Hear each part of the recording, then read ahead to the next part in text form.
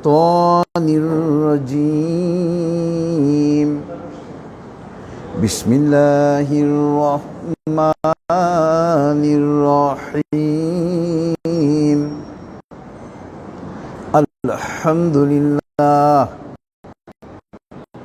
الحمد لله نستعينه ونستغفره ونعوذ بالله من شرور أنفسنا من يهد الله فلا مضل له ومن يضلله فلا هادي له ونشهد أن لا إله إلا الله وحده لا شريك له ونشهد أن محمدا عبده ورسوله أرسله بالحق بشيرا ونذيرا بين يدي الساعة من يطع الله ورسوله فقد رشد ومن يعصهما فإنه لا يضر إلا نفسه ولا يضر الله شيئا فقد قال الله تعالى في القرآن المجيد أعوذ بالله من الشيطان الرجيم إن الله وملائكته يصلون على النبي يا أيها الذين آمنوا صلوا عليه وسلموا تسليما اللهم صل على محمد وعلى آل محمد كما صليت على إبراهيم وعلى آل إبراهيم إنك حميد مجيد اللهم بارك على محمد وعلى آل محمد كما باركت على إبراهيم وعلى آل إبراهيم إنك حميد مجيد رب اشرح لي صدري ويسر لي أمري واحلل عقدة من لساني يفقه قولي ربي زدني علما سبحان الله وبحمده سبحان الله العظيم উপস্থিত সম্মানিত হাজিরান মজলিস এবং ফেসবুক লাইভের মাধ্যমে যারা আমাদের সঙ্গে যুক্ত হয়েছেন আসসালামু আলাইকুম ওয়া রাহমাতুল্লাহি ওয়া বারাকাতুহু। মহান আল্লাহ পাকের দরবারে লক্ষ কোটি কৃতজ্ঞতা। মহান আল্লাহ পাক আজকে আমাদেরকে সুপ্রিম কোর্টের এই প্রাঙ্গণে মাগরিবের নামাজ আদায় করার পর তাফসিরুল কোরআনের মাহফিলে বসার তৌফিক দিয়েছেন। এই জন্য আমরা মহান আল্লাহ পাকের দরবারে কৃতজ্ঞতা আদায় করি, বলি আলহামদুলিল্লাহ। যাবতীয় প্রশংসা একমাত্র মহান আল্লাহ পাকের জন্য। আজকে আমরা ইনশাআল্লাহ মহাগ্রন্থ আল কোরআনের 64 নম্বর সূরা নম্বর 64, সূরা আত-তাগাবুন। এই সূরার আয়াত 9 এবং 10, দুইটা আয়াত নিয়ে আমরা আলোচনা করব। এই সূরার 9 নম্বর আয়াতে মহান আল্লাহ পাক তাগাবুন শব্দটা ব্যবহার করেছেন। এই জন্য এই সূরার নামকরণ করা হয়েছে সূরাতুত তাগাবুন। তাগাবুন শব্দের অর্থ হইল হার জিত, জয় পরাজয়। তবে আমরা যথারীতি প্রথমে এই আয়াতের তেলাওয়াত এবং তরজমা, এই দুটো আয়াতের, এরপরে আমরা ইনশাআল্লাহ এই আয়াতের বিস্তারিত তাফসিরে চলে যাব। আউযু বিল্লাহি মিনাশ শাইতানির রাজীম বিসমিল্লাহির রহমানির রহিম ইয়াউমা ইয়াজমাউকুম লিয়াউমিল জামঈ যালিকা ইয়াউমুত তাগাবুন ওয়া মান ইউমিন বিল্লাহি ওয়া ইয়া'মাল সালিহান ইউকাফির আনহু সাইয়্যাতিহি ওয়া ইউদখিলহু জান্নাতিন তাজরি মিন তাহতিহাল আনহার খালিদিনা ফিহা আবাদা যালিকাল ফাওজুল আযীম والذين كفروا وكذبوا بآياتنا أولئك أصحاب النار أولئك أصحاب النار خالدين فيها وبئس المصير صدق الله العلي العظيم وصدق رسوله النبي الكريم ونحن على ذلك من الشاهدين سبحان الله وبحمده سبحان الله العظيم اللهم صل على محمد عبدك ورسولك। বিতাড়িত শয়তান থেকে মহান আল্লাহর কাছে আশ্রয় চাচ্ছি। পরম করুণাময় এবং অসীম দয়ালু আল্লাহর নামে শুরু করছি। ইয়াউমা ইয়াজমাউকুম লিয়াউমিল জাম'i যালিকা ইয়াউমুত তাগাবুন। যেদিন মানুষকে জমায়েত করা হবে, জমায়েতের দিন, যালিকা ইয়াউমুত তাগাবুন, সেই দিন হবে হার জিতের দিন, জয় পরাজয়ের দিন। ওয়া মান ইউমিন বিল্লাহ, যে ব্যক্তি আল্লাহর উপরে ঈমান এনেছে, ওয়া ইয়ামাল সালিহা, যে ব্যক্তি আল্লাহর উপরে ঈমান এনেছে এবং ঈমানের দাবি অনুযায়ী নেক আমল করেছে, আল্লাহ পাক তার গুনাহসমূহকে ক্ষমা করে তাকে জান্নাতে প্রবেশ করাবেন, এমন জান্নাতে প্রবেশ করাবেন যে জান্নাতের নিচ দিয়ে নদীসমূহ প্রবাহিত এবং তারা সেখানে চিরকাল থাকবে। যালিকাল ফাউজুল আযীম, এবং তা হবে মহা সাফল্য। ওয়াল্লাযীনা কাফারু ওয়া কাযযাবু বিআয়াতিনা, যারা আল্লাহর নিদর্শনকে, মহাগ্রন্থ আল কোরআনকে অস্বীকার করেছে, মিথ্যা প্রতিপন্ন করেছে, উলাইকা আসহাবুন নার, তারা হবে জাহান্নামের অধিবাসী, সেখানে তারা চিরকাল থাকবে। জাহান্নাম কতই না নিকৃষ্ট প্রত্যাবর্তন স্থল। মহান আল্লাহ সত্য বলেছেন এবং তার প্রেরিত নবী ও রাসূল সাল্লাল্লাহু আলাইহি ওয়াসাল্লামগণও সত্য বলেছেন এবং আমরা সাক্ষীগণের অন্তর্ভুক্ত। মহাপবিত্র আল্লাহ, যাবতীয় প্রশংসা তার জন্য। মহাপবিত্র আল্লাহ, তিনি মহামহিমান্বিত। হে আল্লাহ, আপনি আপনার বান্দা এবং রাসূল হযরত মুহাম্মদ সাল্লাল্লাহু আলাইহি ওয়াসাল্লামের উপর রহমত বর্ষণ করুন। এটা ছিল সূরা আত-তাগাবুনের আয়াত 9 এবং 10-এর তেলাওয়াত এবং তরজমা। দেখেন, যারা আমরা পড়াশোনা করেছি,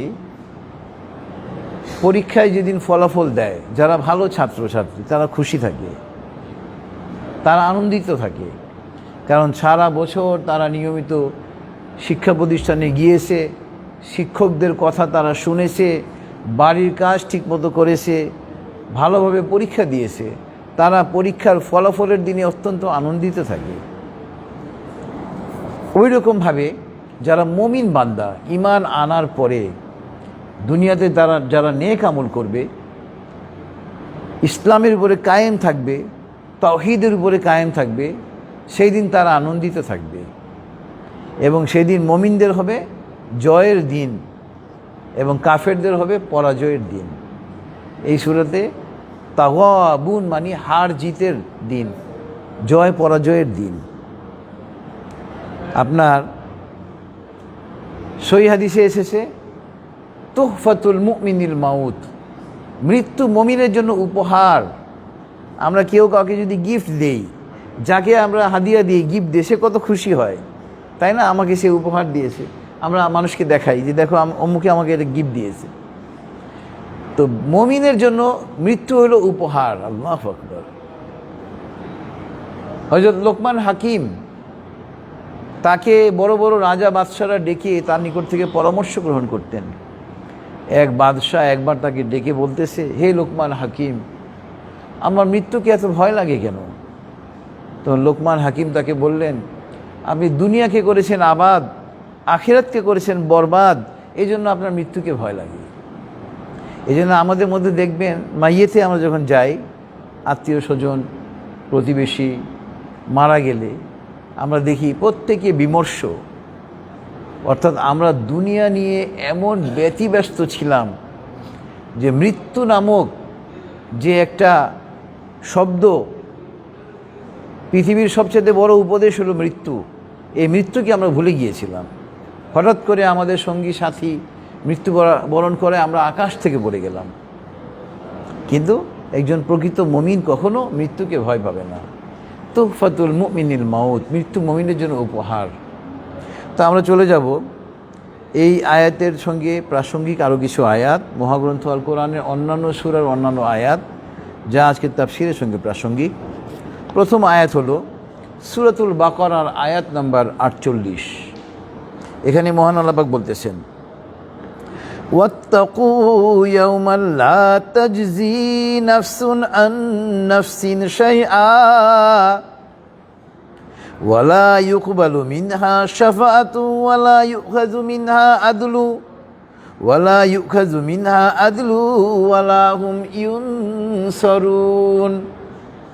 ওয়াত্তাকু, আল্লাহ পাক বলতেছেন, ওয়াত্তাকু ইয়াওমান, তোমরা ওই দিনকে ভয় করো যেদিন কোনো মানুষের সাহায্যে আসবে না, কোনো শাফায়াত কি সুপারিশ গ্রহণ করা হবে না, কোনো বদলা গ্রহণ করা হবে না, কেউ কোনো সাহায্যকারী খুঁজে পাবে না, অর্থাৎ কিয়ামত দিবস উপলক্ষে। শাফায়াত শব্দটা এখানে আল্লাহ পাক ব্যবহার করেছেন। আমরাও শাফায়াত শব্দের সঙ্গে অত্যন্ত সুপরিচিত। ইসলামে মহাগ্রন্থ আল কোরআনে 3 রকমের শাফায়াতের কথা বলা হয়েছে। প্রথম হল শাফায়াতে ওয়াজাহাত। শাফায়াতে ওয়াজাহাত হইল আপনার, যেমন চোর চুরি করেছে, উদাহরণ দিয়েছেন মুফাসসিরিন, চোর চুরি করেছে, তার চুরি প্রমাণিত, বাদশাহ তাকে শাস্তি প্রদান করবে। এমন সময়ে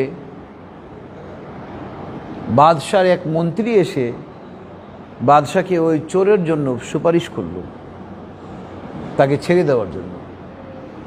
বাদশাহ দেখতেছে চোরের চুরি প্রমাণিত, সে তো অপরাধী, তার সাজা পাওয়া উচিত।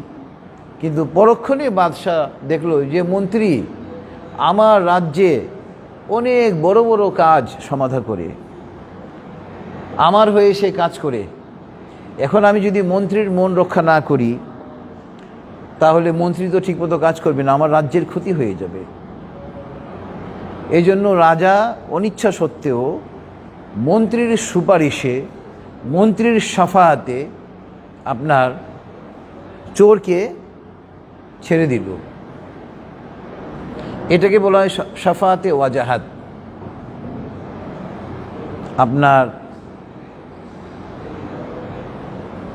ক্ষমতাশালী লোকের যে সুপারিশ, এবং মুফাসসিরিন এইরকমভাবে এটা ব্যাখ্যা করতে গিয়ে বলেছেন, ইসলামে এরকম কোনো শাফায়াতে ওয়াজাহাতের কোনো সুযোগ নেই। কেউ যদি মনে করে অমুক ব্যক্তি, অমুক আলেম, অমুক পীর আল্লাহ পাকের কাছে আমার জন্য শাফায়াত করলে আমি নাজাত পেয়ে যাব, তাহলে তার এই ধারণাটাই জাহান্নামে যাওয়ার জন্য যথেষ্ট। কারণ বাদশাহ নির্ভরশীল মন্ত্রীর উপরে, মন্ত্রী ঠিকমতো কাজ না করলে বাদশার রাজ্যের ক্ষতি হয়ে যাবে, বাদশার ক্ষতি হবে। আমার আল্লাহ পাক কি কারো উপরে নির্ভরশীল? আল্লাহ পাক কারো প্রতি মুখাপেক্ষী নন, সমস্ত মখলুক তার উপরে মুখাপেক্ষী। এই জন্য মুফাসসিরিন এভাবে শাফায়াতে ওয়াজাহাতের কথা বলেছেন যে কেউ যদি মনে করে অমুক ব্যক্তি আল্লাহ পাকের খাস ব্যক্তি, অমুক পীর আল্লাহ পাকের খাস ব্যক্তি, সে আমার জন্য শাফায়াত করবে, তাহলে তার এই ধারণাই তার জাহান্নামে যাওয়ার জন্য যথেষ্ট। ইসলামে শাফায়াতে ওয়াজাহাতের কোনো স্থান নেই। এটাকে বাংলা উনি করেছেন সম্মানী ব্যক্তির সুপারিশ। দ্বিতীয় রকমের শাফায়াতের কথা বলা হয়েছে শাফায়াতে মোহাব্বত, ভালোবাসা সূচক সুপারিশ। চোর চুরি করেছে, চোরের চুরি প্রমাণিত, বাদশাহ চোরকে শাস্তি প্রদান করবেন। এমন সময়ে বাদশার স্ত্রী বা বাদশার কন্যা এসে বা বাদশার ছেলে এসে ওই চোরের জন্য সুপারিশ করলো তাকে ছেড়ে দেওয়ার জন্য।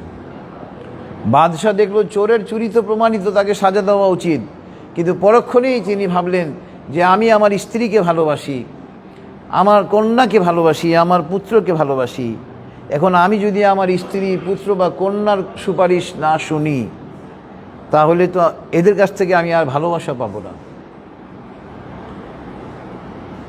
এই কারণে বাদশাহ অনিচ্ছা সত্ত্বেও চোরকে ছেড়ে দিল।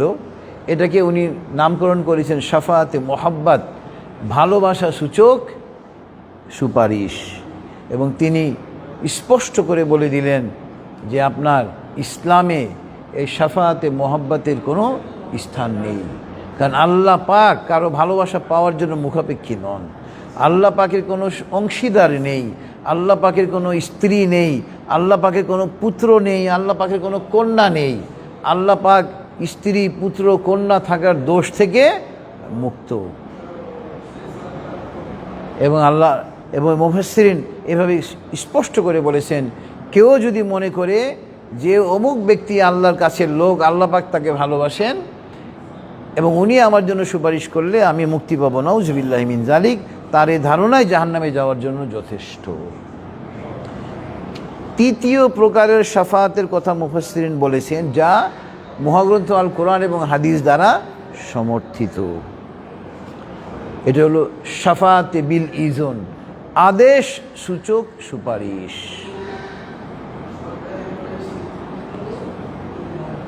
চোরের চুরি প্রমাণিত, বাদশাহ চোরকে সাজা দিবেন, কিন্তু বাদশাহ দেখলেন যে এই চোর পেশাগত চোর নয়, সে হয়তো কোনো ঘটনার শিকার হয়ে এই কাজটা করে ফেলেছে এবং সে তার কাজের জন্য অনুতপ্ত। তখন বাদশাহ কাউকে বলবেন তুমি তার জন্য সুপারিশ করো, তখন বাদশাহ তার সুপারিশকে কবুল করবেন। ইসলামে এসছে আল্লাহ পাক শাফাতে বিল ইজন, আদেশ সূচক সুপারিশ। এটা মহাগ্রন্থ আল কোরআন এবং হাদিস দ্বারা সমর্থিত। আল্লাহ পাক যদি চান কাউকে মুক্তি দিতে, নাজাত দিতে, তখন আল্লাহ পাক যাকে বলবেন যার জন্য সুপারিশ করতে, তিনি তার জন্য সুপারিশ করবেন। তাহলে এখানে কি দেখা গেল? আসল চাবিকাঠি হেড অফিসে। হেড অফিসকে খুশি রাখতে হবে, কারো কাছে দৌড়ানোর প্রয়োজন নেই, কারো শরণাপন্ন হওয়ার প্রয়োজন নেই। এটা গেল সূরাতুল বাকারার আয়াত নাম্বার 48। এরপরে আপনার আজকে তাফসীরের সঙ্গে প্রাসঙ্গিক আয়াত হলো আপনার সূরাতু হুদের আয়াত নাম্বার 103। আগেটা ছিল সূরাতুল বাকারা আয়াত নাম্বার 48। সূরাতু হুদে আয়াত নাম্বার 103-এ মহান আল্লাহ পাক বলতেছেন, ইন্না ফি যালিকা লাআয়াতান লিমান খাফা আযাবাল আখিরা যালিকা ইয়াউমুম মাজমুউন লাহুন নাস ওয়া যালিকা ইয়াউমুম মাশহুদ। ইন্না ফি যালিকা লাআয়াতান লিমান খাফা আযাবাল আখিরা, এই যে নিদর্শনগুলো, এটা তাদের জন্য যারা আখিরাতের আযাবকে ভয় পায়। এবং আখিরাতের কথা আল্লাহ পাক বলতেছেন, যালিকা ইয়াউমুন মাজমু, আখিরাত হলো জমায়েতের দিন, লাহুন নাস ওয়া যালিকা ইয়াউমুম মাশহুদ, এবং মানব জাতির উপস্থিতির দিন হইল কিয়ামত দিবস। আমরা আমাদের দুনিয়ার আয়ুষ্কাল শেষ হওয়ার পরে মৃত্যুর মুখোমুখি হব। মৃত্যুর পরে আল্লাহ পাক আমাদেরকে পুনর্জীবিত করবেন পরকালে। কেন? হিসাব নিকাশ নেওয়ার জন্য। পরকালে আমাদেরকে আল্লাহ পাক উপস্থিত করবেন। যালিকা ইয়াউমুম মাশহুদ, আমরা অনেকে নাম রাখি মাসুদ, আরবিক শব্দ কিন্তু মাশহুদ, উপস্থিতি। শাহিদুন শব্দ থেকে কথাটা আসছে। এরপরে আজকে তাফসীরের সঙ্গে প্রাসঙ্গিক আয়াত হলো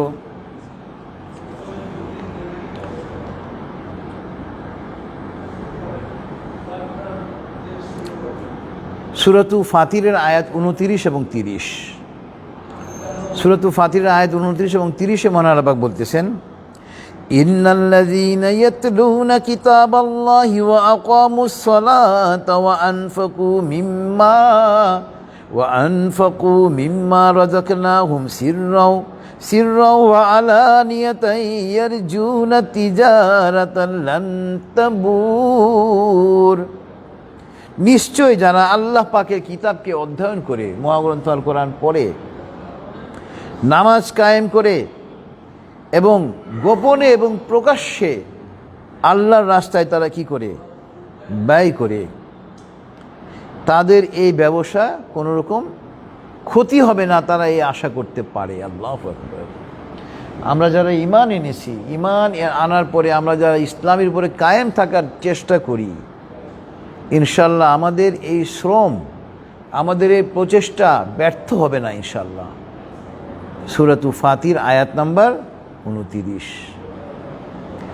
লিইউফিয়াহুম উজুরাহুম ওয়া ইয়াজিদাহুম মিন ফাদলিহি।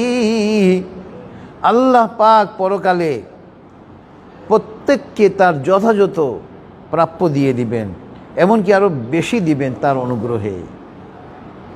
ইন্নাহু গফুরুন শাকুর। আল্লাহ পাক ক্ষমাশীল এবং কৃতজ্ঞ পরায়ণ। আমরা তো মানুষের কাছ থেকে কোনো কাজ হয়ে গেলে কাজের সময় কাজ ফুরালে পাজি, ওই লোকটাকে আমরা চিনি না।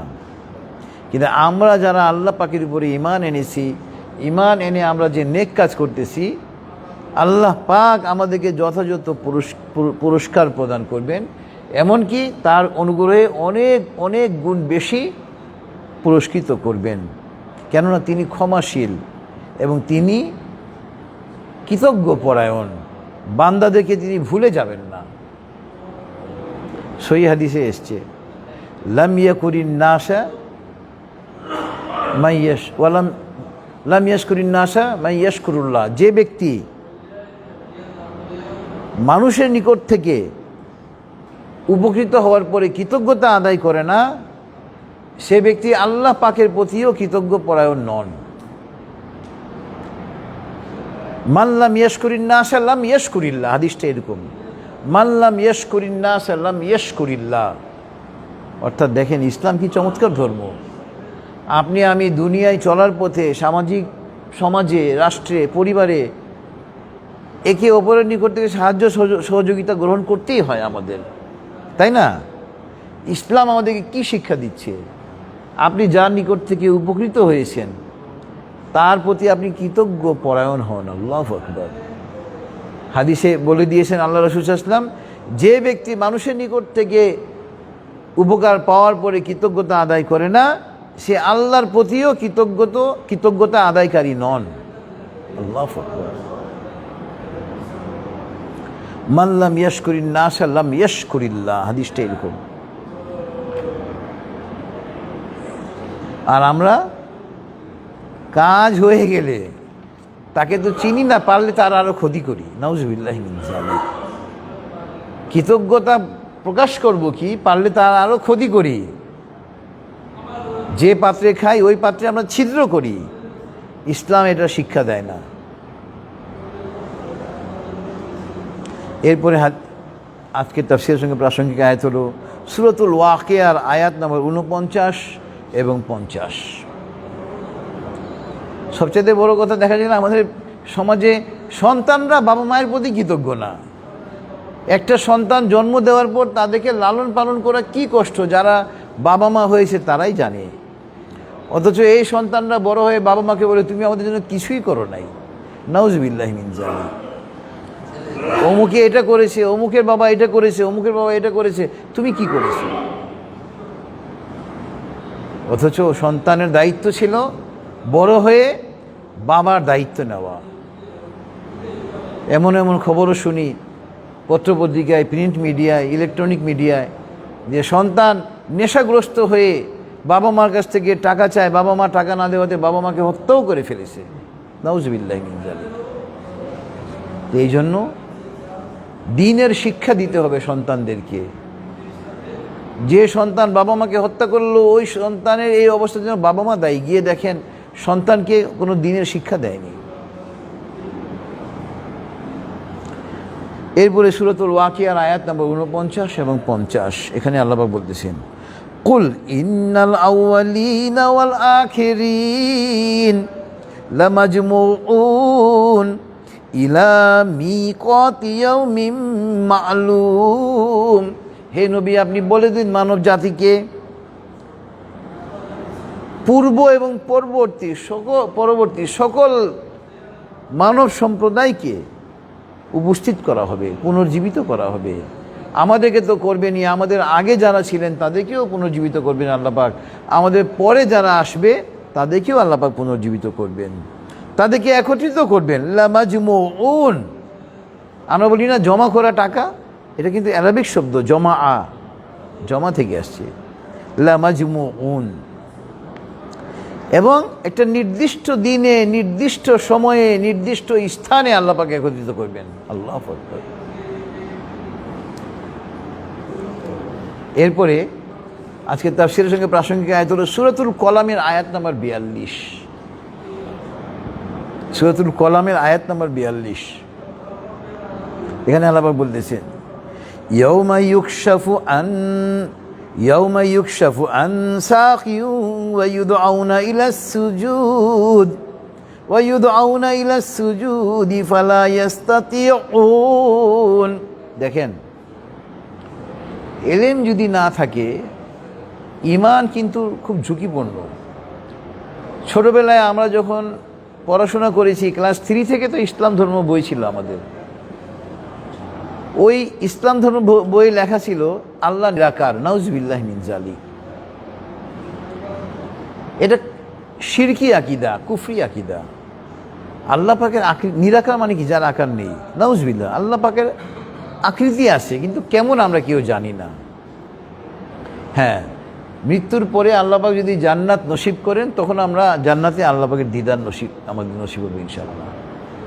আল্লাহ পাকের আকৃতি আছে, কিন্তু কেমন আমরা জানি না। আল্লাহ পাক শোনেন, তার মানে আল্লাহর চোখ আছে। আল্লাহ পাকের চোখ কেমন আল্লাহ পাকই জানেন। আল্লাহ পাক শোনেন, তার মানে আল্লাহ পাকের কান আছে। এবার দেখেন সূরাতুল কলামের আয়াত নম্বর 42, কিয়ামতের দিন আল্লাহ পাকের পায়ের গোছা হইল হাঁটুর নিচ থেকে আপনার গোড়ালির উপর পর্যন্ত, এটাকে বলে পায়ের গোছা। হাঁটুর নিচ থেকে নিয়ে গোড়ালির আগ পর্যন্ত, এটাকে বলে পায়ের গোছা। কাল কিয়ামতের মাঠে সমস্ত মানব জাতি যখন আল্লাহ পাকের দরবারে দাঁড়িয়ে থাকবে হিসাব নিকাশের জন্য, সেই মুহূর্তে আল্লাহ পাকের পায়ের গোছা প্রকাশিত হবে। আল্লাহু আকবার। প্রত্যেকে এই যে পায়ের গোছার তাজাল্লি, আলো দেখেই ইমানদাররা সবাই সিজদায় চলে যাবে। সিজদা করতে পারবে না কারা? যারা দুনিয়াতে আল্লাহ পাকের আদেশ মান্য করে নেই, নামাজ আদায় করে নেই। তারা চাইবে সিজদা করতে, কিন্তু সিজদা করতে পারবে না। তাদের মেরুদণ্ড তক্তার মতো শক্ত হয়ে যাবে। দেখেন, তাহলে আল্লাহ পাকের অস্তিত্ব আছে বিধায় তো, আল্লাহ পাকের আকৃতি আছে বিধায় তো তার পায়ের গোছা উন্মোচিত হবে, প্রকাশিত হবে কাল কিয়ামতের মাঠে। দেখেন, আমরা 5 ওয়াক্ত নামাজ পড়ি। এই নামাজ আমরা যারা পড়ি তারা সেদিন সিজদা করতে পারবো। আর যারা নামাজে অনিয়মিত, লোক দেখানোর জন্য নামাজ পড়ে, মানুষ আমাকে নামাজি বলবে এই জন্য নামাজ পড়ে, অনেক সময় পড়ে না, ইররেগুলার, এরা সেদিন আল্লাহ পাকের পায়ের গোছা উন্মোচিত হওয়ার পরে সাজদা করতে পারবে না। সূরাতুল কলাম আয়াত নাম্বার 42। সুতরাং ওই দিনের জন্য প্রস্তুতি নিতে হবে ভাই, যে আমরা যেন কাল কিয়ামতের মাঠে আল্লাহ পাকের পায়ের গোছার যে তাজাল্লি, আলো প্রকাশিত হওয়া মাত্র আমরা যেন সাজদা করতে পারি। আল্লাহু আকবার। এরপরে সূরাতুল মুদ্দাসসিরের আয়াত নাম্বার 41, 42, 43 এবং 44 তাফসীরের সঙ্গে প্রাসঙ্গিক। আল্লাহ পাক বলতেছেন, আনিল মুজরিমিন মা সালাকাকুম ফি সাকর ক্বালু লাম নাকু মিনাল মুসাল্লিন ওয়া লাম নাকু নুতইমুল মিসকিন।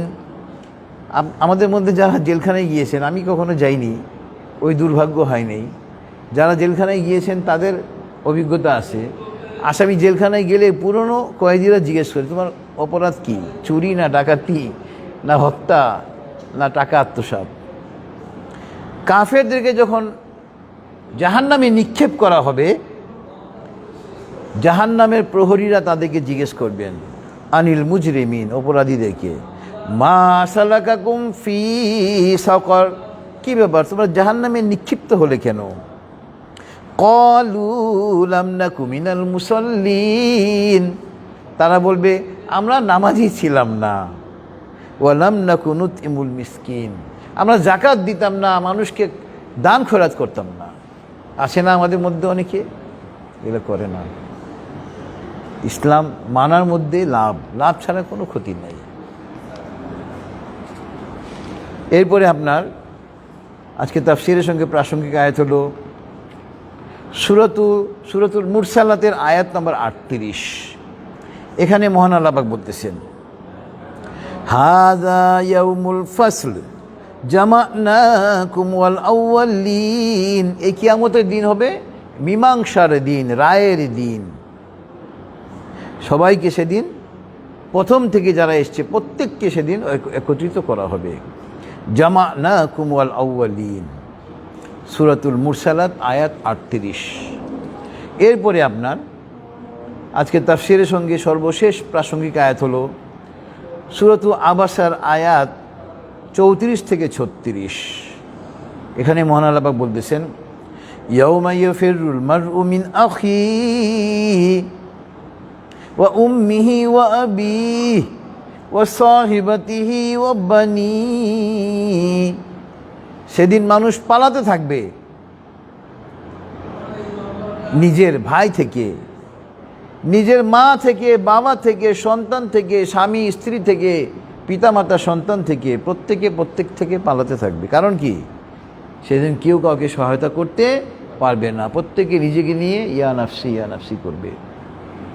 সুতরাং আমরা তো দুনিয়াতে যদি কেউ কোনো বিপদে পড়ে যাই, আমাদের আত্মীয় স্বজন, পাড়া প্রতিবেশী, বন্ধু বান্ধব সবাই এগিয়ে আসে এবং প্রত্যেকে সর্বতোভাবে সহযোগিতা করার চেষ্টা করে, এবং দেখা যায় প্রত্যেকের সহযোগিতার কারণে এক সময় সে বিপদ থেকে মুক্ত হয়ে যায়।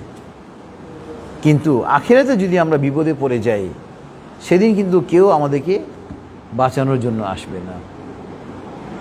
ভাই থেকে পালাবে, স্বামী স্ত্রী থেকে পালাবে, স্ত্রী স্বামী থেকে পালাবে, বাবা মা সন্তান থেকে পালাবে, সন্তান বাবা মা থেকে পালাবে। কারণ সেই দিনের অবস্থাই এমন হবে, প্রত্যেকে নিজেকে নিয়েই ব্যস্ত থাকবে।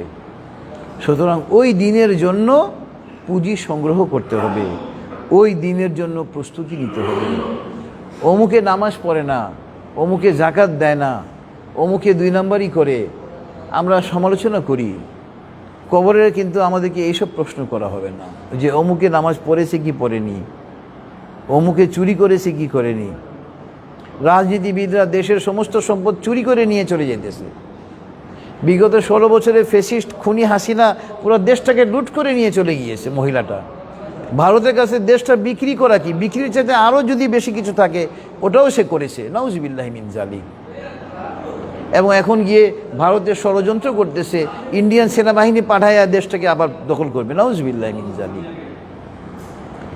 তো শোনেন, এগুলা অত্যন্ত গর্হিত কাজ, মানুষকে তার অধিকার থেকে বঞ্চিত করা।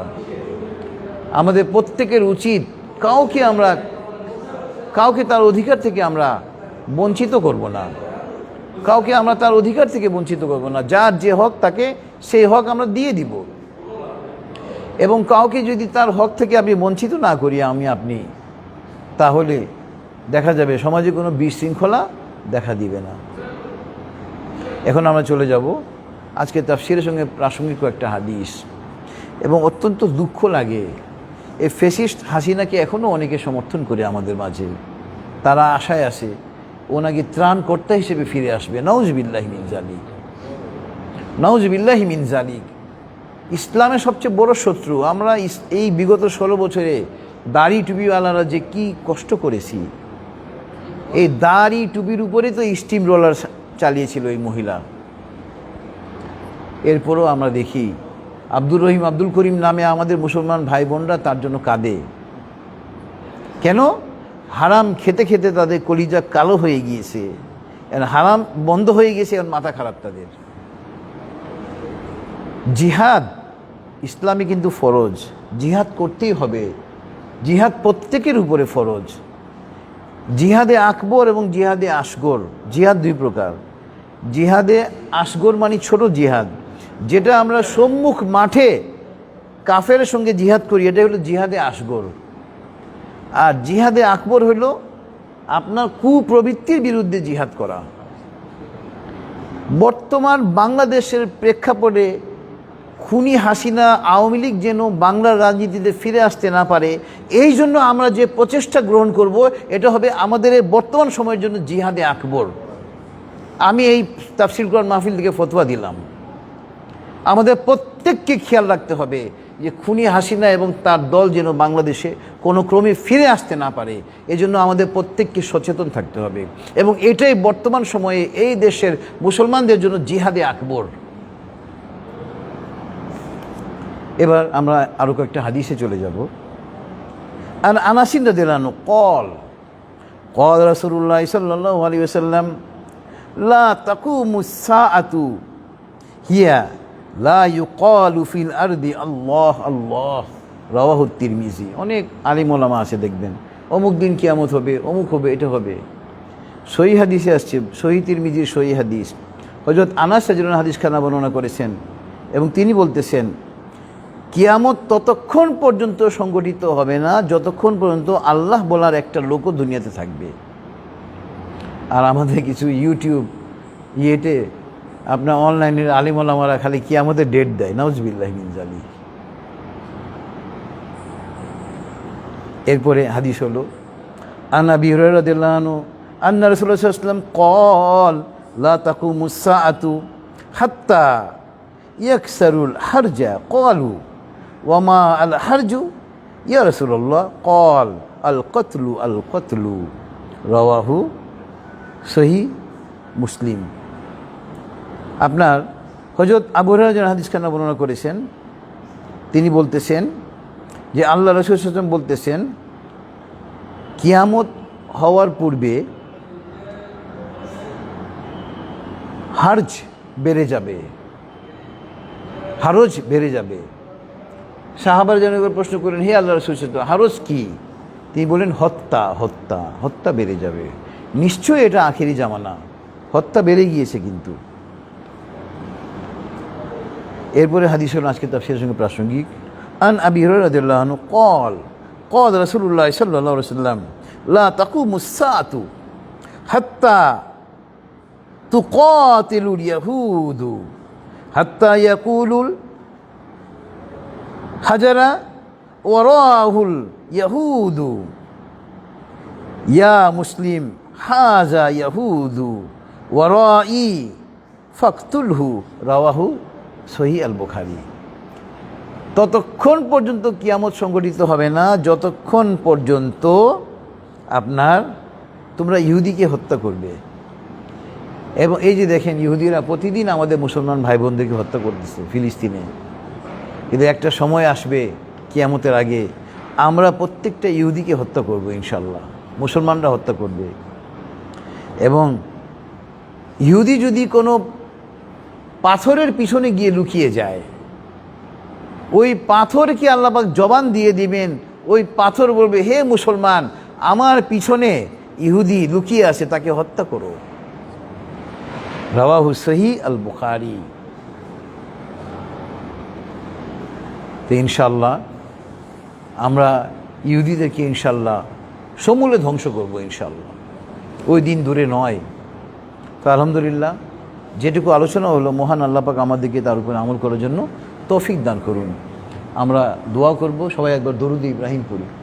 আল্লাহুম্মা সাল্লি আলা মুহাম্মাদ ওয়া আলা আলি মুহাম্মাদ কামা সাল্লাইতা আলা ইব্রাহিম ওয়া আলা আলি ইব্রাহিম ইন্নাকা হামিদুম মাজিদ আল্লাহুম্মা বারিক আলা মুহাম্মাদ ওয়া আলা আলি মুহাম্মাদ কামা বারাকতা আলা ইব্রাহিম ওয়া আলা আলি ইব্রাহিম ইন্নাকা হামিদুম মাজিদ আল্লাহুম্মা আমিন ربنا تقبل منا إنك أنت السميع العليم اللهم اغفر لحينا وميتنا وشاهدنا وغائبنا وصغيرنا وكبيرنا وذكرنا وأنثانا اللهم من أحييته منا فأحيه على الإسلام ومن توفيته فتمناه الإيمان ربنا ظلمنا أنفسنا وإن لم تغفر لنا وترحمنا لنكونن من الخاسرين ربنا آتنا في الدنيا حسنة وفي الآخرة حسنة وقنا عذاب النار رب ارحمهما كما ربياني صغيرا رب زدني علما اللهم إني أسألك الهدى والتقى والعفاف والغنى اللهم افتح لي أبواب رحمتك اللهم إني أسألك من فضلك হে আল্লাহ আমরা তোমার কিছু বান্দা মাওলা এই সুপ্রিম কোর্ট প্রাঙ্গণে মাওলা মহাগ্রন্থ আল কোরআন থেকে তোমার হাবিবের হাদিস থেকে আলোচনা করেছি মাওলা মাওলা আমাদের পড়া বলা শোনা বুঝা এবং বুঝানোর মধ্যে অনেক ভুল হয়েছে মাওলা মাওলা তুমি তো ক্ষমাশীল তুমি ক্ষমা করতে পছন্দ করো মাওলা মাওলা আমাদের এই পড়া বলা শোনা বুঝা এবং বুঝানোর ভুল ত্রুটি ক্ষমা করে আমাদের এই মাহফিলকে তুমি কবুল করে না মাওলা মাওলা আমাদের এই মাহফিলকে তুমি আমাদের জন্য নাজাতের জারিয়া করে দাও মাওলা মাওলা আমাদেরকে আরবি ভাষা বাংলা ভাষা ইংরেজি ভাষার উপরে অগাধ পারদর্শিতা দান করো মাওলা যাতে করে সারা বিশ্বে তোমার কালামে পাকের বাণীকে আমরা ছড়িয়ে দিতে পারি মাওলা তুমি আমাদেরকে সেই তৌফিক দান করো মাওলা মাওলা তুমি আমাদের প্রত্যেককে মহাগ্রন্থ আল কোরআনের প্রত্যেকটা আয়াতের অর্থ এবং ব্যাখ্যা পড়া বুঝা আমল করা এবং মানুষের কাছে তার দাওয়াত পৌঁছে দেওয়ার জন্য তৌফিক দান করো মাওলা মাওলা আমাদের প্রত্যেককে মহাগ্রন্থ আল কোরআনের প্রত্যেকটা আয়াতের অর্থ এবং ব্যাখ্যা পড়া বুঝা আমল করা এবং মানুষের কাছে তার দাওয়াত পৌঁছে দেওয়ার আগ পর্যন্ত আমাদের হায়াতকে বৃদ্ধি করে দাও মাওলা মাওলা আমরা যারা হাত তুলেছি মাওলা আমরা আমাদের জীবনের জানা অজানা ইচ্ছা অনিচ্ছায় করা সমস্ত গুনাহ নিয়ে তোমার দরবারে তওবা করতেছি মাওলা তুমি আমাদের তওবাকে কবুল করে নাও মাওলা মাওলা তুমি আমাদের গুনাহসমূহকে নেকির দ্বারা ভরপুর করে দাও মাওলা মাওলা আমাদের মধ্যে যাদের মাতা পিতা নানা নানি দাদা দাদি আত্মীয় স্বজন শ্বশুর শাশুড়ি মা বাবা ভাই বোন অনেক আইনজীবী ভাই এবং বোনেরা অনেক বিচারপতিরা বারের কর্মচারীরা আইনজীবী সহকারীরা সুপ্রিম কোর্টের অনেক কর্মচারীরা মৃত্যুবরণ করেছে মাওলা তাদের সকলকে তুমি ক্ষমা করে দাও মাওলা তাদের সকলের কবর আযাব তুমি কিয়ামত পর্যন্ত মাফ করে দাও মাওলা তাদের জন্য তুমি বিনা হিসেবে জান্নাতুল ফেরদাউসের ফয়সালা করে দাও মাওলা মাওলা আমরা যারা হাত দিয়েছি মাওলা আমরাও হিসেব দিতে পারবো না মাওলা মাওলা আমাদেরকে বিনা হিসেবে জান্নাত দিও মাওলা মাওলা আমাদের ব্যাপারে বিনা হিসেবে জান্নাতের ফয়সালা না হওয়া পর্যন্ত আমাদেরকে দুনিয়া থেকে নিও না মাওলা মাওলা মাওলা Bangladesh Bharat Pakistan Syria Lebanon Iran Iraq Afghanistan ফিলিস্তিন আফ্রিকা সারা বিশ্বের মুসলমানরা যেখানে কাফের এবং মুনাফিকদের সাথে দ্বন্দ্বে লিপ্ত আছে মাওলা মাওলা তুমি আসমান থেকে ফেরেশতা অবতীর্ণ করে মাওলা মুসলমানদেরকে চূড়ান্ত বিজয় দান করো মাওলা কাফের এবং মুনাফিককে তুমি পরাজিত করো মাওলা মাওলা বিশেষ করে আমাদের ফিলিস্তিনি ভাই বোনদেরকে তুমি চূড়ান্ত বিজয় দান করো মাওলা বনি ইসরায়েলকে ধ্বংস করে দাও মাওলা বনি ইসরায়েলের সাহায্যকারী ভারতকে ধ্বংস করে দাও মাওলা নরেন্দ্র মোদীকে ধ্বংস করো মাওলা ভারতের মুসলমানকে রক্ষা করো মাওলা মাওলা মার্কিন যুক্তরাষ্ট্রের ডোনাল্ড ট্রাম্পকে তুমি ধ্বংস করে দাও মাওলা ফ্রান্সকে ধ্বংস করে দাও মাওলা মাওলা ইহুদিদের সাহায্যকারীদেরকে ধ্বংস করে দাও মাওলা সারা বিশ্বের মুসলমানদেরকে তুমি বিজয় দান করো মাওলা মাওলা মাওলা আমরা যারা হাত দিয়েছি মাওলা তুমি আমাদের প্রত্যেকের মনের খবর জানো মাওলা আমাদের প্রত্যেকের মনের নেক উদ্দেশ্যকে তুমি পূর্ণ করে দাও মাওলা মাওলা মহাগ্রন্থ আল কোরআনের উসিলায় মাওলা মাওলা আমাদের দোয়াকে কবুল করে নাও মাওলা ওয়াসাল্লাল্লাহু তাআলা আলা খাইরি খালকিহি মুহাম্মাদি ওয়া আলা আলিহি ওয়া আসহাবিহি আজমাইন সুবহানা রাব্বিকা রাব্বিল ইজ্জাতি আম্মা ইয়াসিফুন ওয়া সালামুন আলাল মুরসালিন ওয়ালহামদুলিল্লাহি রাব্বিল আলামিন আসসালামু আলাইকুম ওয়া রাহমাতুল্লাহ আদি আমি দেখতেছি